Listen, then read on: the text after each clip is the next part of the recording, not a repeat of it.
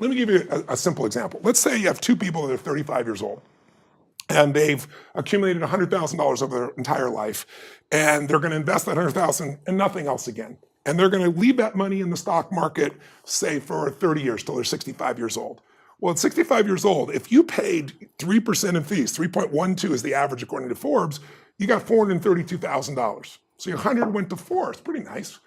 But if you paid 1% in fees, your 100,000 went to $761,000. I mean, here's the other big difference. If you're taking away, say, $60,000 a year for your retirement, the person who got $432,000, it's going to last till they're 79, and the average lifespan's 85 plus. So what's the biggest fear everybody has today? Baby boomers especially, is they're afraid, I'm going to run. They're not afraid of death. Death is way down lower, number two. Number one is living without any money, being totally broke, right? And it's going to happen to them. The person that, only had 1% in fees, they're going to last till they're 92 years old on that same amount of money, and they can take more money per, year for their income.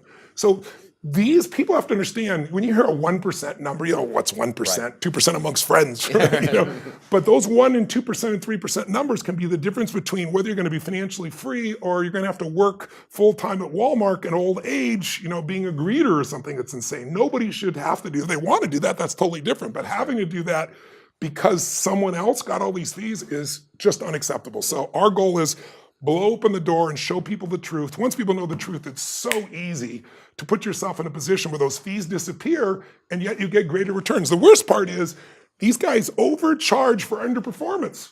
And it's a fact. It's not an opinion that we're expressing. It's studies at Yale, studies in the book, we fill it with studies. So this, nothing here is opinion. This is all unassailable because it's coming from the greatest investors on the face of the earth and the studies that the universities have done.